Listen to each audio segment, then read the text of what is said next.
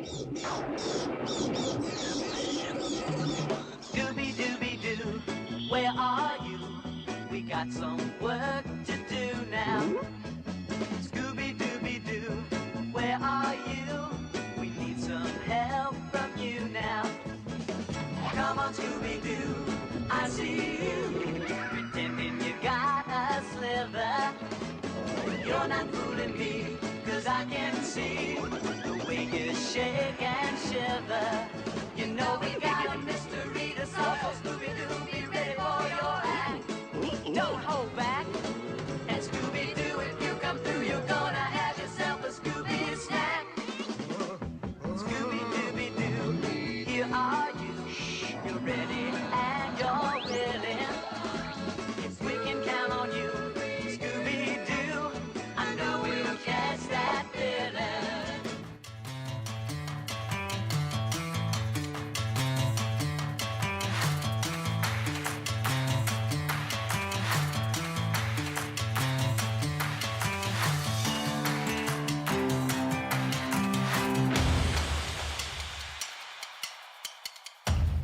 Hello, and welcome to episode 11 of We'll Review It, Our Shelves, the podcast where we review the movies on our shelves. Every 2 weeks, we'll take a randomly selected movie from our collection, and we'll review it ourselves. I'm Brian Morgan, and joining me as always is... Dan Bergman. And today, we have our resident pro from Dover, our Scooby Doo expert, my youngest daughter, Mackenna. Hi. Hello. Hello. Mackenna's a little shy, so we were lucky to get her. She's a great get.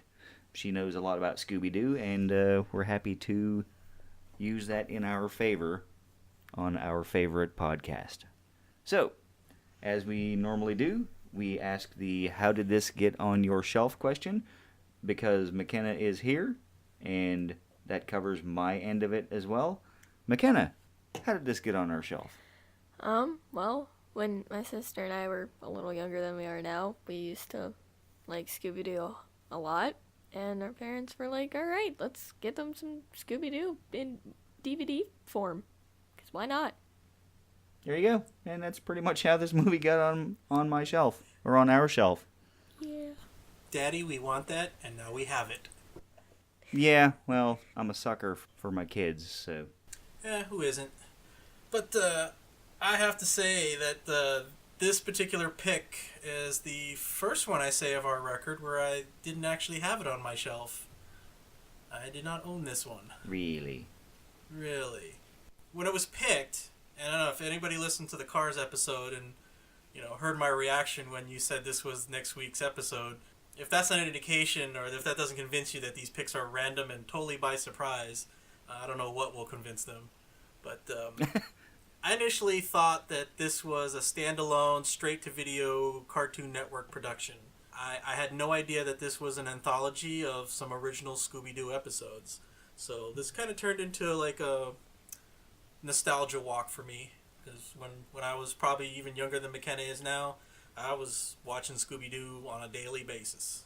This is a bit of a nostalgia walk for me, too, because as Mackenna and I were watching the movie, or the episodes, I reminded her that my mother, her grandmother, was a huge fan of Scooby Doo, and she used to watch it with me when I was much younger than Mackenna is now, but it was kind of fun to have that moment with my own daughter. Did you enjoy it? I did. It was fun.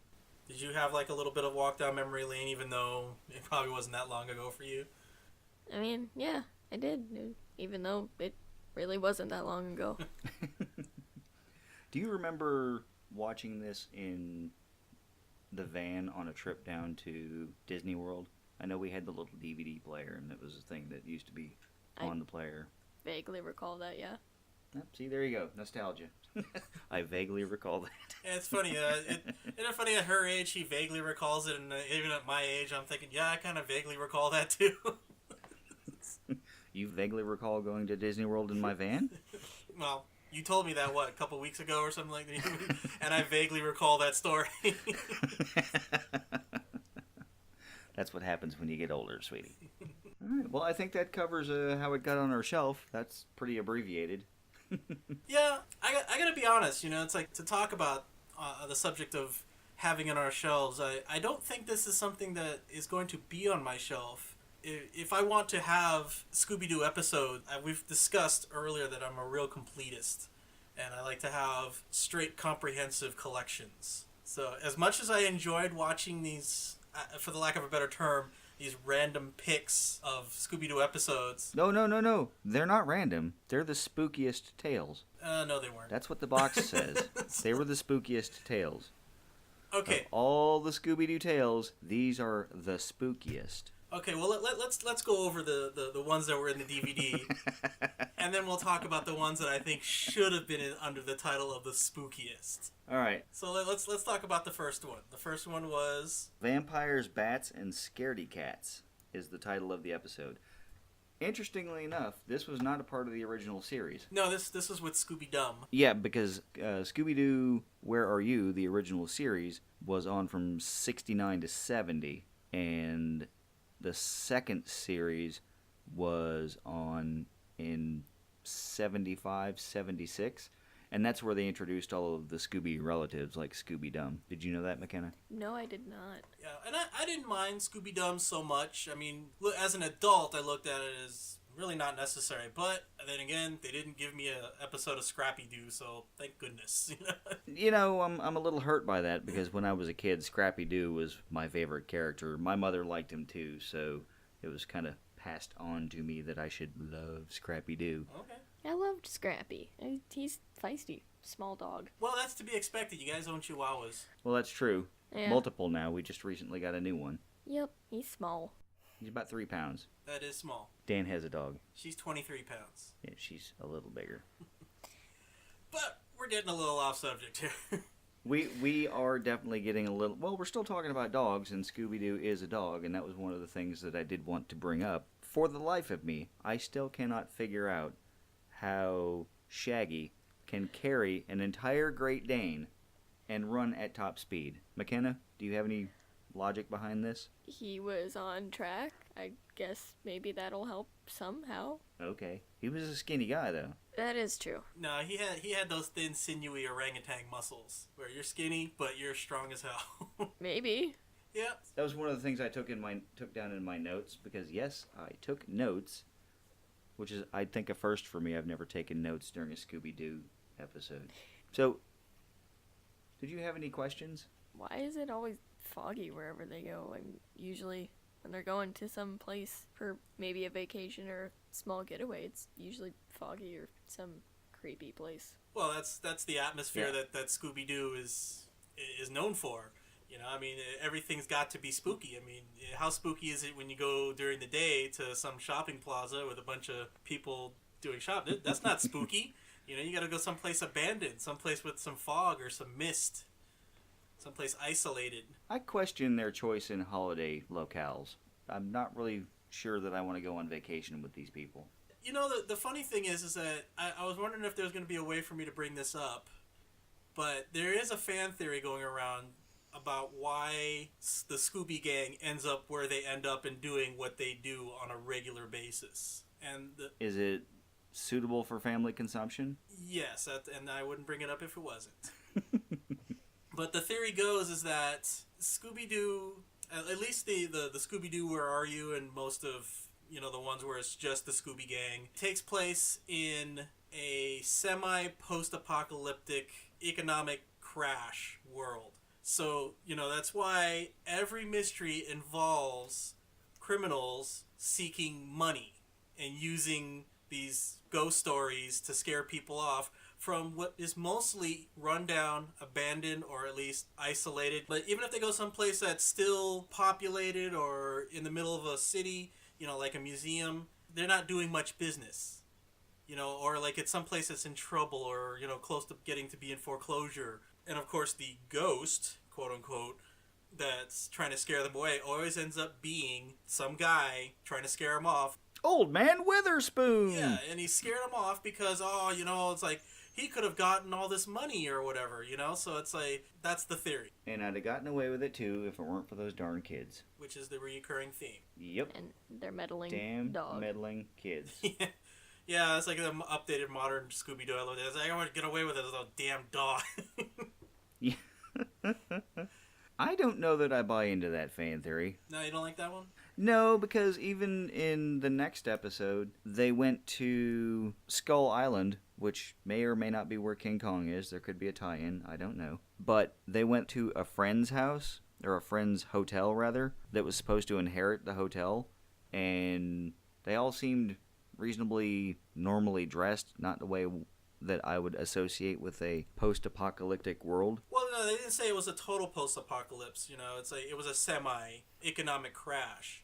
And like even during the Great Depression, there were still people who were relatively well-to-do who maintained appearances. Fair enough. So, you know, I gotta say that episode with the whole vampire thing, thinking back, I'm surprised that one aspect of that didn't traumatize me as a child is that scene where she's like, oh, I'll get the phone. And it was that hypnotizing tone, and she turns around and she's like the vampire. And looking at that now, I'm like, ooh, that is kind of creepy. I mean, I laugh at it because that's right up my alley. But I mean, yeah, it's like as a kid who isn't prepared for that. I mean, how do you look at that? It was, I guess, kind of creepy. Not so much the stuff in nightmares for you? No, they did end up explaining why that happened in the end, though. Well, that's part of the draw, though. That's one of the things they always do at the end is explain how the bad guy, in this case Uncle Leon, did all the things that it looked like were supernatural.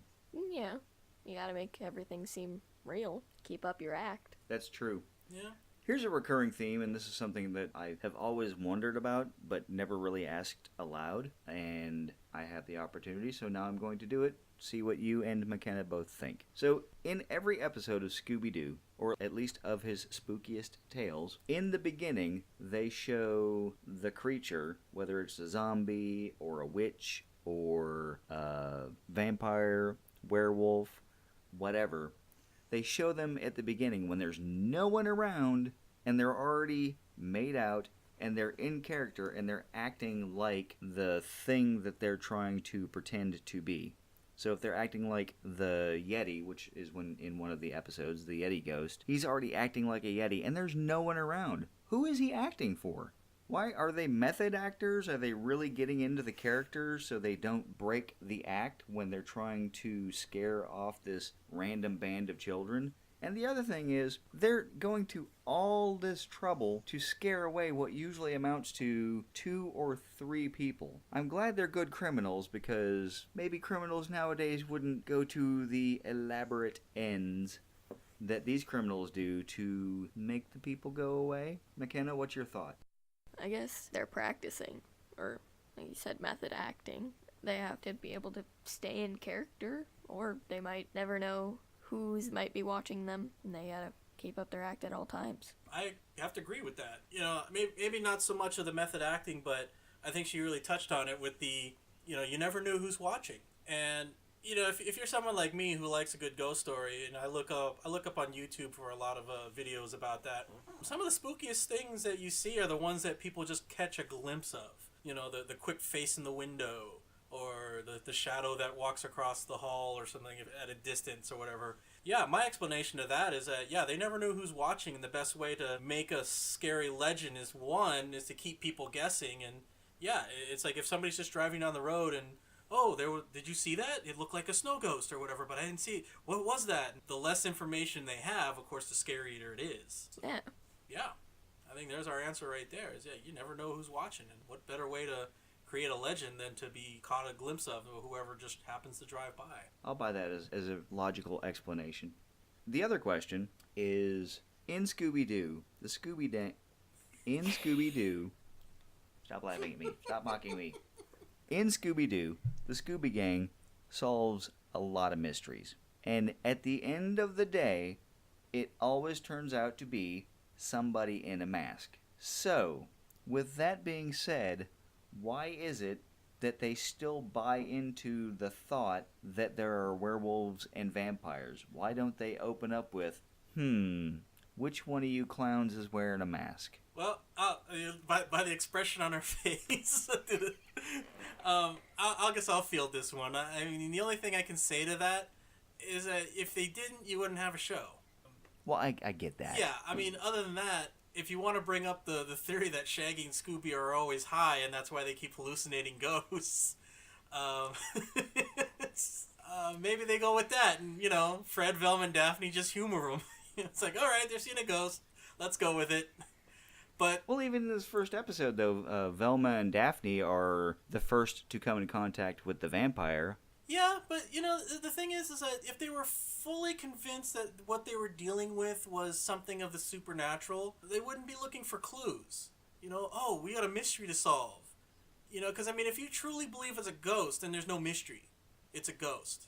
True, they did shift gears into finding clues very quickly. Yeah, because I don't know if people really realize it. It's like, but Scooby Doo is probably kids' first lesson into critical thinking. Is to say, hey, okay, do I take this at face value? Do I say, hey, this is a ghost? Or do I say, no, this is a mystery. Is it really a ghost? Let's look for evidence. Let's look for clues.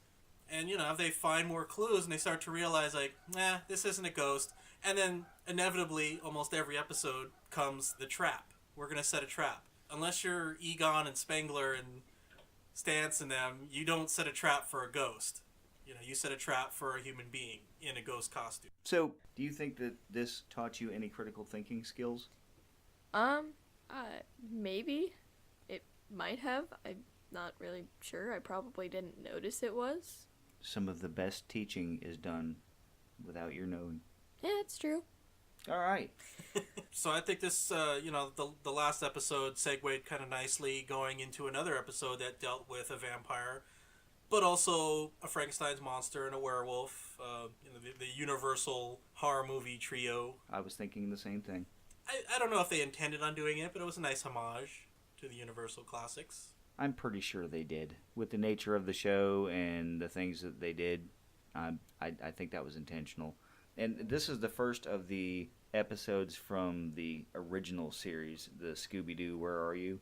And the song that most people are familiar with, the Scooby Dooby Doo, Where Are You? I did look up and over at Mackenna singing along with the song, so that was kind of fun. It's a catchy tune. That it is. That and the Spider-Man, I think, are the two catchiest from that era. Yeah, Spider-Man, Spider-Man, friendly neighborhood Spider-Man, spins a web. Anyway, sorry, Spider-Man's my jam. You distracted me with shiny objects. Yeah, actually, this episode had everything you need for a scary old movie. It had an old deserted castle. It had a moat. It had a drawbridge. A little crypt. It had fog. Little crypt torture action. chamber. Little dungeon. All kinds of good stuff. Trapdoors. Yeah. It also had a few of the old Scooby-Doo tropes, I guess is the word. The Velma losing her glasses, which happened often. And Shaggy always had the spare. I always wondered about that. Why would Shaggy carry the spare?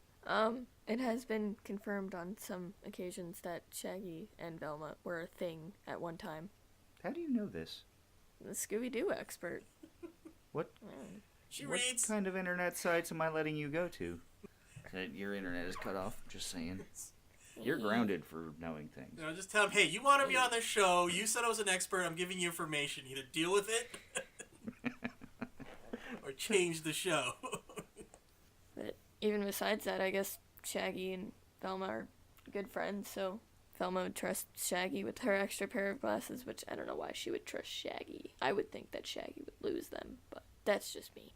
Yeah, that's my thought too, that Shaggy didn't seem like the most reliable of the group. I mean, of course, Velma being the most logical and everything, but I think the next step down would be Fred. Or Daphne. I mean, usually when they spread out, it was Scooby and Shaggy, and Velma, Fred, and Daphne, and then eventually it would be just the girls together, so they spent more time together. It seems logical that Daphne would have her glasses. But they always end up somehow coming back together, so... True. All roads lead to Nashville. I don't know what that means. I I'm about to say, you kind of lost me on that. No, but, again, talking about the second episode, you had these trio of monsters that they were dealing with, which I think was very interesting that it ended up being just one guy. And the conveniently placed police officer showed up and said, "Oh, This actor. it's blah blah blah, alias the actor." Wanted in several states. He's wanted in 7 states. Yeah, I'm just what, happy. though? Well, they don't say, but what makes me really happy about law enforcement in the Scooby Doo world is they always show up at just the right time, and they always recognize the criminals. He even gave this guy's alias, and he was wanted in 7 states. Either there was a bulletin just put out, maybe that's why he showed up when he did, because he was at the office flipping pages, going, "Oh, okay, that's Bonnie, that's Clyde, oh, they've been captured, that's good." And he said, "Oh, Steve Wutschwitz, alias the actor. Ah, good." And then he just happens to run into him. Yeah, I guess it is kind of weird that there's always police somewhere there after they catch them. Yeah, so no matter how deserted or abandoned or whatever the place is, there's always a local cop that shows up. Yeah, it is kind of strange. There's a mystery that Scooby needs to solve. It's like, what? It's like, are the police just following us? Is that why they're always? Here's my fan theory: the police have been following them the whole time, hoping to bust Shaggy and Scooby on a marijuana rap. But every time they solve some mystery, it's like, all right, I'll get these guys first, but I'm gonna get you, Shaggy and Scooby. Yeah. You guys sure do. Where do the Scooby snacks come from? Are they, is that a brand name, or is that just what they call them? I don't know, but as a kid, I always wanted to try them I don't want to be the guy to break it to you, but you're still a kid. when I was a younger kid. Okay. Well, they do sell, Yeah. snack cookies under the name of Scooby Snacks. Yeah, I know when I was a kid, when I was probably about Mackenna's age, my older brother and I would go to the swimming pool in my hometown, and there was a gas station that sold rot gut hamburgers, and my brother would call them Scooby Snacks. So I think it was just a thing that was attributed to anything that was food related that you ate when you were hungry. The question always came, though. Obviously, there was a few episodes where you saw the box of Scooby Snacks. It had Scooby Snacks on the label or whatever. So it would beg the question: Did what came first? Did Scooby come first, or did the snacks come? Did they name Scooby after the snacks?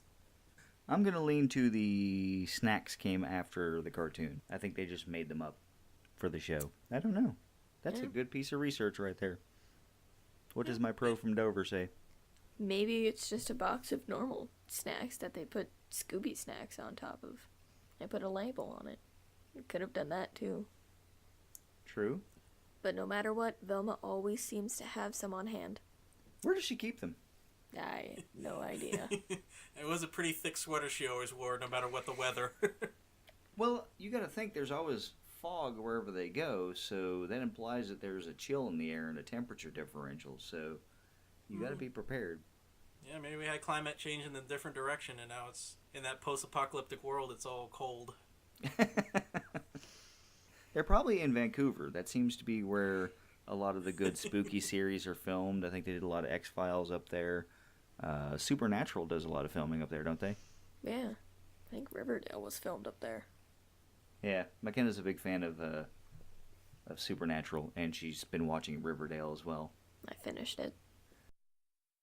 So, going back to the episode, one of the things that I noticed about this one in particular, the gypsy. One of the things that I noticed was the gypsy fortune teller had that old Bugs Bunny Witch Hazel voice. I don't know if that was the same voice actor or not. It was one of the things that I was going to go and research, but I just ran out of time. Did you notice that? I did notice a familiarity of the voice. Again, possible homage to Mel Blanc. Yeah, I just think that Ruby and Spears and Hanna-Barbera shared a lot of voice talents, went back and forth. Frank Welker was one of the voices in this, and he's real big into the voice acting. In fact, if I recall correctly, he was the voice of Optimus Prime. So, if you were a Transformers watcher And when I say a Transformers, I think he did the voice in the movies too, the Michael Bay movies.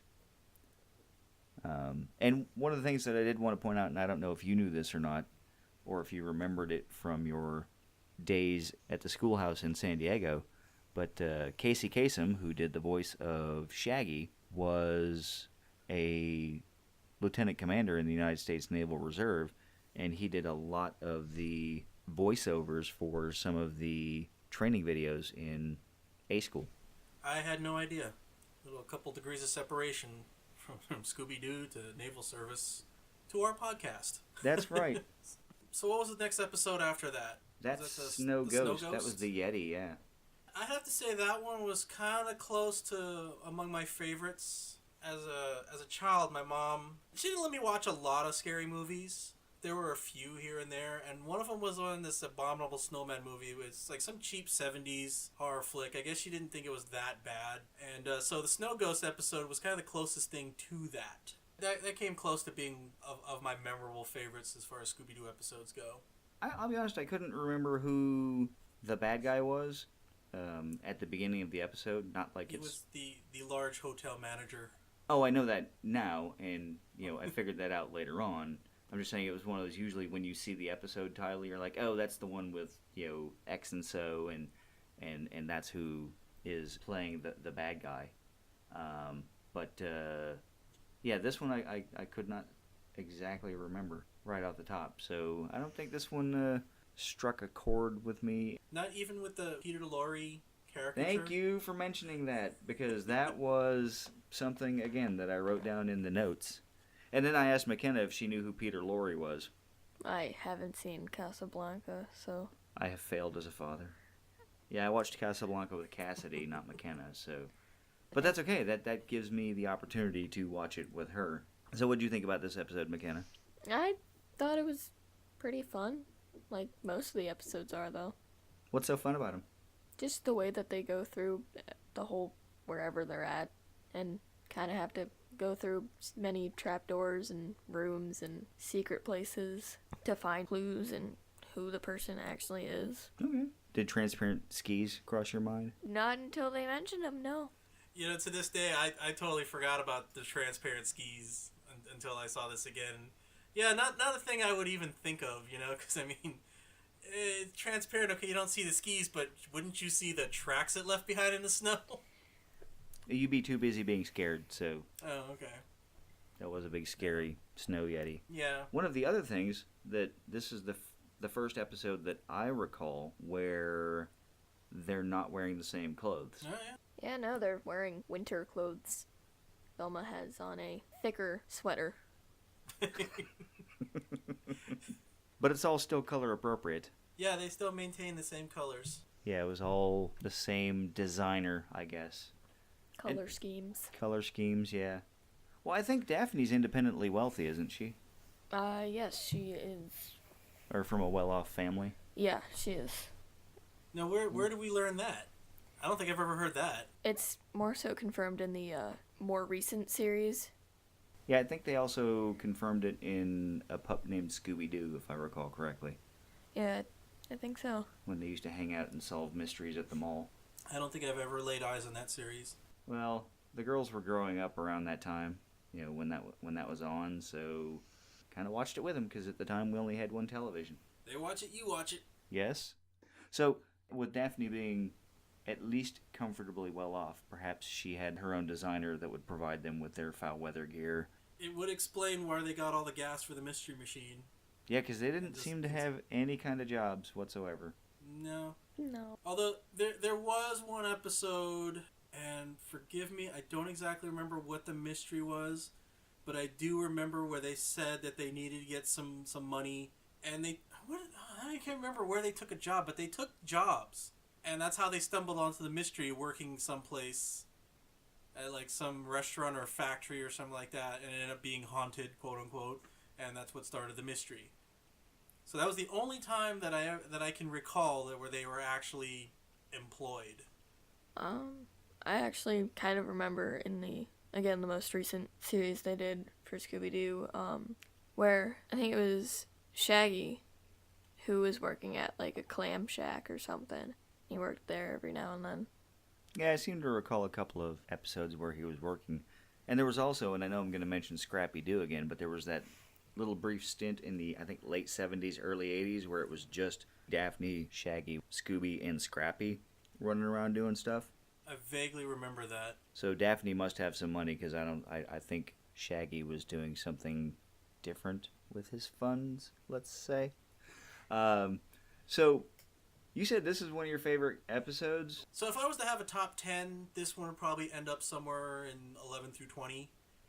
And for one particular fact, and this is sharing of like one of my old childhood fears, and I said, Mom let me watch this thing about the abominable snowman, and I think it was because I used to have this strange fascination with Bigfoot. Well, we all have a strange fascination with Bigfoot. Yeah, but in the 70s, it was like at a, I don't want to say like a fever pitch, but there were a lot of movies and TV shows. I don't know if you remember an old series called In Search Of with Leonard Nimoy as hosting. Yes, I do. Mackenna, do you remember it? No. Well, show her some old episodes, because some of them are still kind of creepy. They're probably on the YouTube. Yeah, they're definitely on YouTube. I watched a few old episodes. My brother and I used to watch them. Yeah, some of them were kind of boring, but some of them talked about spooky stuff that I really liked. And of course, the Bigfoot one. But this fascination of Bigfoot also harbored a little bit of fear. And I always used to have this fear that I would open a window and see Bigfoot staring at me. And there was a scene in the Snow Ghost one where, okay, let's make sure the doors and windows are locked and everything.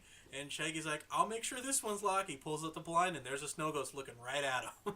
It's like, oh no, that was my old fear. Yeah, so that's why it still maintains a high place. All right then. So I do want to spin back around and come back to the Peter Lorre-esque character. And I know that Mackenna hasn't seen Casablanca, but this goes back to our Casablanca episode where we talked about Peter Lorre and how interwoven he was into a lot of the popular culture of the day. Because I remember seeing him in this, I said, "Oh yeah, that's right. He was a character in Scooby Doo." I didn't remember that he was in these particular episodes, but in old Bugs Bunny cartoons and all that kind of stuff. And it just makes me laugh that a character actor had so much play, throughout the 50s, the 60s, well, the 40s, the 50s, the 60s, and, in early 70s. And that seems to be about where it's died out. But even our exposure to it is still passed down. Now I have to make sure that she watches Casablanca so she can know who we're talking about. So Peter Lorre is going to live forever. That's my theory. No, I believe it, and I think he's due for a resurgence. It's like like you said, that caricature. It's just one of those where people know it, even though they may not know where it comes from, but they know it, and they're like, "Oh yeah, the little creepy dude," and it'll live on as such. In essence, I think he has achieved immortality. Yeah, well, if not that, he's at least lasted for far longer than one would expect. True. Are we ready to move on to the Which is Which episode? No better time than now. All right. So this one's got zombies and a witch. Probably one of the more clever plots by the criminals, where, they were bank robbers and they sank the armored car, and then they went back years later and they forgot where it was. So they cooked up the witch and zombie thing, and looked like the old moving the boat with the stick, but it had a metal tip on it, and they're just waiting to hear a clank. Yeah, I guess they didn't really mention it, but that is probably a child's first introduction to the statute of limitations. Do you know what the statute of limitations is? No, I do not. Well, see, they probably should have mentioned it. Do you want to know? It's basically the time period between when you commit a crime and when you're no longer able to be prosecuted, charged with it, or prosecuted for that crime. So if you rob a bank, theoretically, in a lot of television shows, it's a plot device. 7 years later, you can't be prosecuted for that crime. So that's then your money, and you can do whatever you want with. This one really needs to be a vlog. For those of you playing our home game, Mackenna just nodded her head in acknowledgement, and we couldn't hear her brains rattling around. So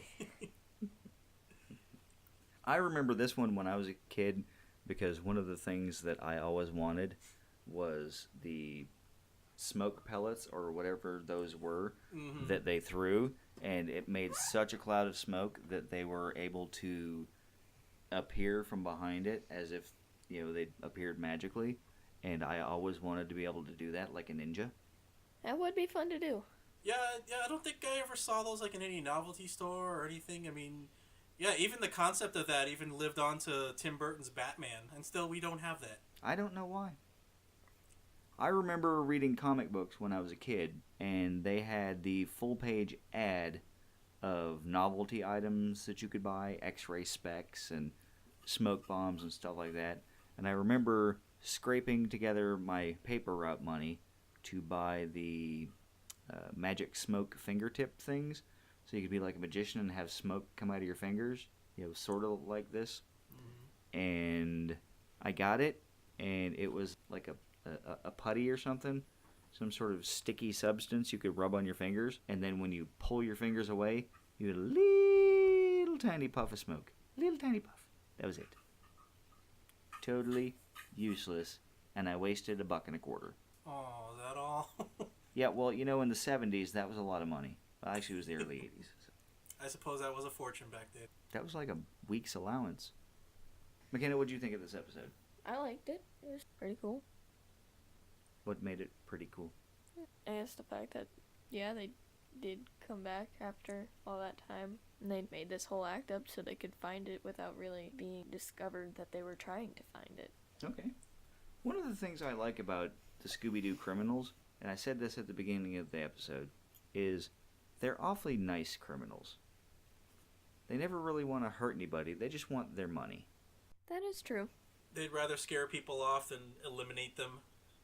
Yes. Nowadays, I think a Scooby Doo episode would probably have, somebody turning up dead. Well, it's funny because there was a YouTube video where somebody kind of just talked about it. It was nothing special. Somebody talking about Scooby Doo and everything, but he did bring up an interesting point. Is that would criminals be more violent if Scooby Doo were made today? And I think he explored that because I think it was something like South Park or something where something like South Park where they made the criminals very violent, and it was an ultra-violent animated cartoon where people were actually being decapitated and whatnot. You know what? Oh my God! You know what? I'm sorry. I just had an epiphany. It was a Robot Chicken episode, and where Scooby Doo and the gang meet Jason Voorhees. I think I've seen that one on the YouTubes. Yeah, he's talking about that, and like I said, he just went about would Scooby episodes be more violent if they were made today. And I remember that he made kind of an interesting touch on a point. I don't think he made a very good point, but it made me think. Is that I don't think they would be more violent because the violence draws more attention. It's like if bodies start turning up, that involves more police. Yeah, people will come to look. Yeah, exactly. The police will start coming more often than, oh, the scary witch, why should I bother? Until the Scooby Gang solves the mystery, and then they come, all right, we're going to go ahead and take these criminals away because they actually turned out to be somebody. Yeah, and what they normally end up doing, the criminals, is taking an existing local horror story or local legend, and capitalizing on that. So it's not as though they're just showing up like, oh, it's a witch. This is a thing that the local people have been scared of for generations potentially sometimes. Yeah, they're not creating characters and a story out of thin air. They're looking into wherever they're at, the backstory of it and all their local legends and stuff, and they're taking from that. Which does make it a little more interesting. It gives the Scooby universe history. It also gives the criminals a little more of a mask.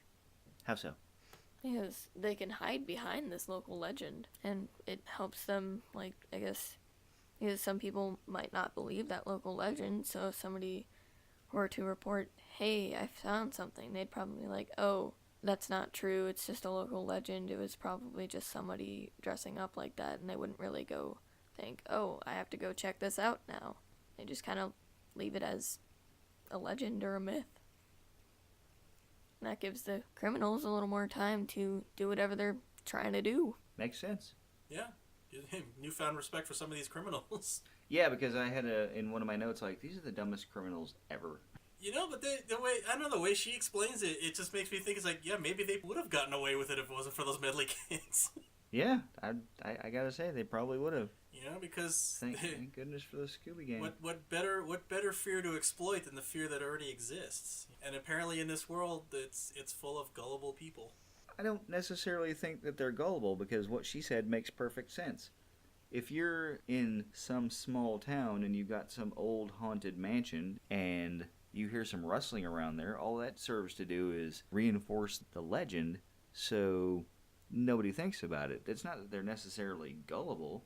You yourself have said that you want to believe in ghosts and things like that, and I know you to be a man of science who prefers scientific explanations for things, but I know, like the X-Files, you want to believe that there's something more out there. Yeah, I do joke. There's that thing that was going around that says, it's like, yeah, during the day I'm a man of science and I know ghosts don't exist. But at 3 a.m. when I'm home alone, I have a much more open mind. Yeah, I'm a lot less skeptical.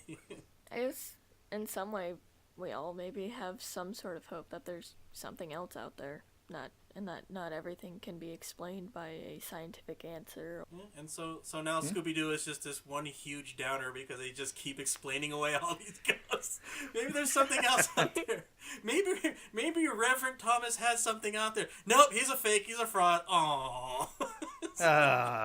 But that goes back to now we must look upon the Scooby Gang in awe, because of the question that I asked earlier. Even after all of these unmaskings of fake ghouls and ghosts, they're still willing to accept the possibility of there being a vampire, as evidenced in the first episode that we talked about. You know, they were scared about it, and then they shifted over into clue-finding mode, but they were initially like, it's a vampire! You know, and they wanted to believe, so I think we should have a newfound respect for them. Yeah. So then we've gone through each of the episodes in this and everything. Now, I've mentioned that these are not my favorite episodes. Where do they rank in your lexicon of Scooby nostalgia? For me, they're middle of the road. I have no particular love for any individual episode of Scooby Doo. It's more the series itself and the idea behind it. And again, it's also a nostalgia piece for me because my mom was a tremendous fan of Scooby Doo. She loved the show. I would say that this is just in the pile of Scooby Doo episodes. I wouldn't consider them their spookiest tales, but that's what they're advertised as, so sure. Mackenna, how do you feel? I don't personally have really a favorite episode per se. It's just, they're Scooby Doo. They're all cool in their own way. Okay. Good answer. So since you already answered, keep her around. Yeah, since she already answered. My next question is like, so what are your favorites or your absolute favorite, or but she seems to like the whole lexicon of Scooby Doo as equally, which is cool. I dig that. But do you have an absolute favorite there, Brian? I don't have an absolute favorite episode. Like I said, I was a big fan of Scrappy Doo, so a lot of the episodes that he was in, I kind of enjoyed. I do like the Scooby Doo episodes where they met up with someone else, like the Harlem Globetrotters, Batman and Robin, and I think there was even one with Don Knotts. Oh yeah. You know, so I do like those, and anything that involved him teaming up with Dino Mutt was kind of a big deal for me. That was that was a vague recollection of that. Yeah. Those were kind of my favorites, the team up ones. Not with his cousins, with Scooby Dum or whatnot, because I was never a real big fan of Scooby Dum. But Scrappy was good, and anything, like I said, with Dino Mutt. So. Having said that, Dan, what are your favorite episodes? I gotta say that my absolute favorite is the alien ghost. You know which one I'm talking about. It was like the guy who was like wearing a spacesuit, but it was a skull. And he had the classic Scooby-Doo. Oh! I'm not even going to try to imitate it, but you know what I'm talking about. Had that wicked laugh. Yeah, and to me, it had the best opening because it was like, you're out in the middle of nowhere. It's like this old abandoned air base. In the middle of nowhere, this spaceship lands, and out comes walking this creepy space alien ghost, whatever it was, that they tried to say it was. And yeah, to me, that the atmosphere on that was just perfect. I mean, as far as being spooky, I think that if there was to say a masterpiece in the Hanna-Barbera artists, I think that was it. Yeah, I remember that episode. Do you remember it? Yeah, but that's again why we keep her around. She knows stuff. Yeah, I do. and just off the top of my memory, I'd say like a pretty close second is the one with the ghost football player, the Ramblin' Ghost. I think just the way he looked just was enough. Those are the ones I had hoped that if to say this is spookiest tales, I was kind of hoping that would be part of that. Well, I don't think it's your operational definition of spookiest tales. I think it's Cartoon Network's, or at least the people who sat down and said, "Ooh, this one's scary. Maybe we should do that one." Or they just put all the titles on a dartboard and threw it. Yeah, it could have been that too. But we did not watch the bonus episode, which is the Headless Horseman of Halloween. I do recall that one, and that is obviously making use of a good local legend of Ichabod Crane and all.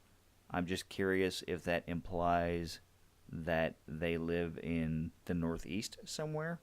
Have we ever established in the entire Scooby universe where they are home based?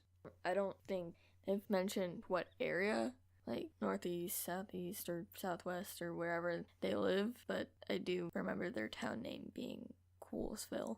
Yeah, I'd say they traveled to a lot of different locations. I mean, they'd be like on a beach at one point, and then at some Coney Island type carnival and another, and then in some snowy mountain. So I don't know if they really had a home base. Well, they had a hometown, and in the movies, the live-action movies, which we will get to because we own them, the name of the town was, like Mackenna said, Coolsville, but they had homes. They kind of had to come from somewhere. Yeah, I mean, I can't imagine living in the Mystery Machine because it's like even in the interior shots, all it was an empty van. Yeah, there was nothing in it except occasionally a bucket that Scooby would fish from. Good times. Yeah, but what else did they use that bucket for? I don't know, and I don't want to know. All right. So, do you have anything else you want to add to this episode? About these specific episodes, just kind of out of nowhere, I guess it was during the normal course of conversation. There wasn't really a way to segue into it, but to touch on what Mackenna was talking about them using local legends that people would already know about as a foundation of these criminal plots.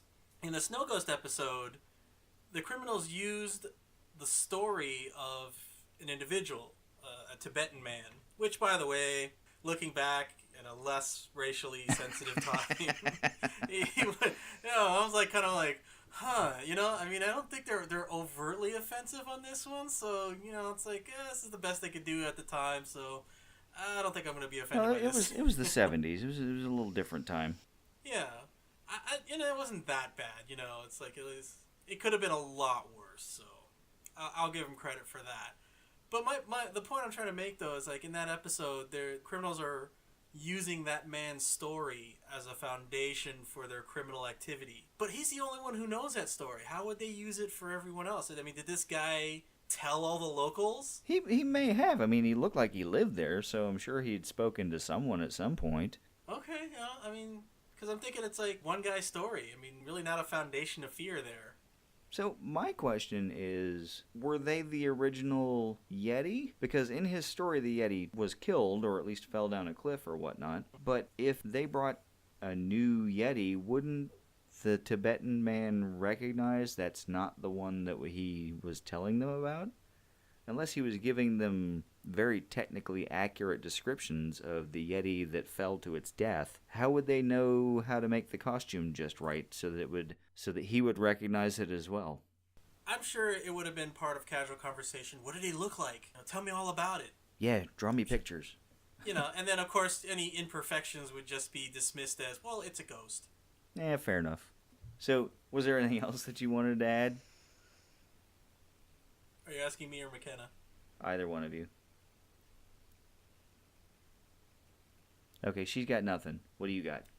I pretty much said, about these particular episodes. I mean, I basically watched the link that you sent me, so I didn't really have a chance to look at any of the bonus features. You didn't miss much. Oh, okay. Yeah, it's just got the bonus one and a Scooby Doo trivia game and the character bios, which probably would have helped answer some questions, but Mackenna knew it anyway, so we're all good. Like where they're from and all that sort of thing.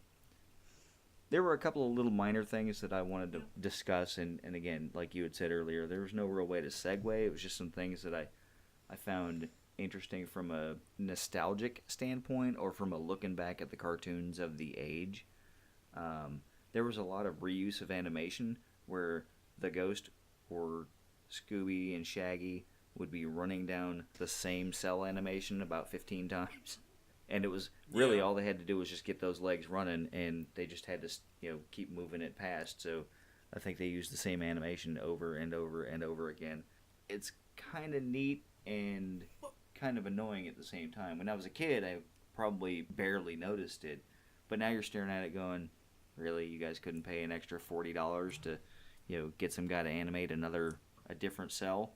Oh, well, this was capitalistic animation at its best, It's like, why make a different animation for, Shaggy and Scooby running from a ghost?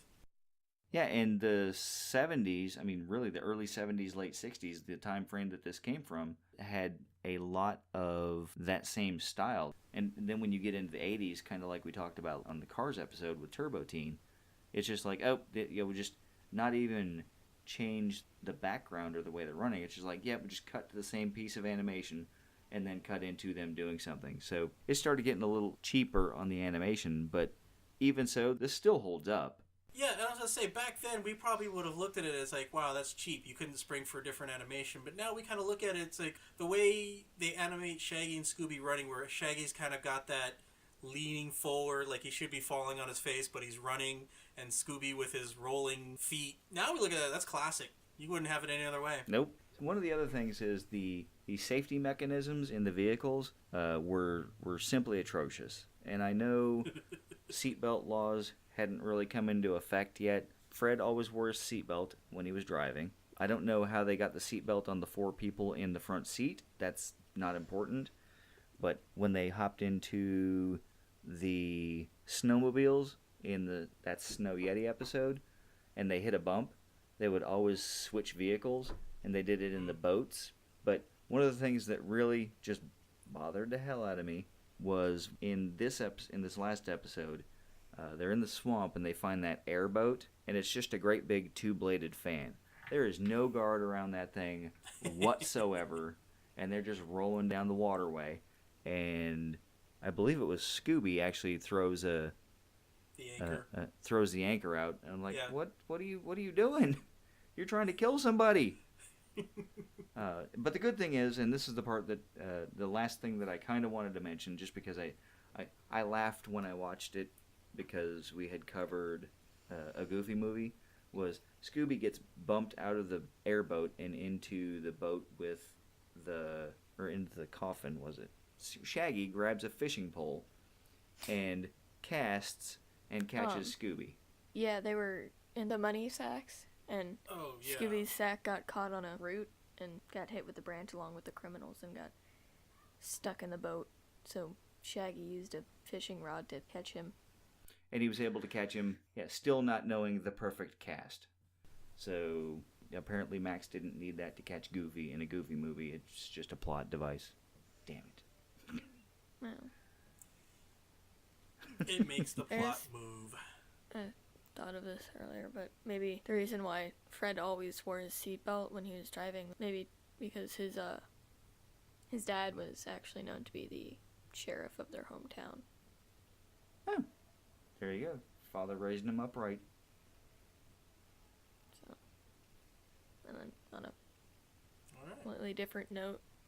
Yeah, maybe those bio. Yeah, maybe. Character bios would come in handy. On a completely different note, this is completely random. Just Scooby Doo fact: Shaggy's name is not Shaggy. Oh, what is it? Norval Rogers. Yeah. Did you know that? I'm not going to say that I knew that, but I think I've heard somebody mention that a long time ago, and it kind of left. It was there, and it left my mind. So I probably heard something like that. All right. So I think we kind of covered where this goes. I mean, we'll ask the question: where does this go on your shelf? As far as like quality of movie and that sort of thing. Dan's going to say general population. Wait for it. I'm casting into my crystal ball like the gypsy soothsayer. It's in the spirit world because I don't own it. So, Oh, that's right. You don't own it. yeah. We opened up with that. So there, Mr. You think you know everything. If you did own it, where would you put it? GP. General population. Got it. Mackenna? We would put it in the S section of our shelf. And that's exactly where it is, in general population. Our movies are alphabetized. Yep. So, to move on, now that we got final thoughts and where this belongs sort of on our shelves, just move on to listener comments. We did have some listener feedback on our Monty Python and the Holy Grail episode, and I would have put it in the Cars episode, but that dropped before I was able to get it recorded. So just from Teresa Davis, I enjoyed this episode. It motivated me to try to watch the movie again, but it's not available on Netflix or Amazon Prime. So, Teresa, it's available at stores near you. I'm sure you could probably buy the DVD. It's definitely available on Amazon. So, you're welcome. And from Jeff Edwards, he just said he was listening to it right now, and he didn't get back to us on how he felt about it. But we did get some listener feedback, and I want to thank everyone for that. So, if you want to provide listener feedback, we are always willing to hear it, and you can do that on our Facebook page. You can do that on the Podbean page where we're hosted. You can do it with an iTunes review or a Google Play review, or you can email us at wrios2016mr@gmail.com. All right, it is time to push the random magic movie button. Mackenna, would you like to do the honors? Sure. Click. Star Wars, The Force Awakens.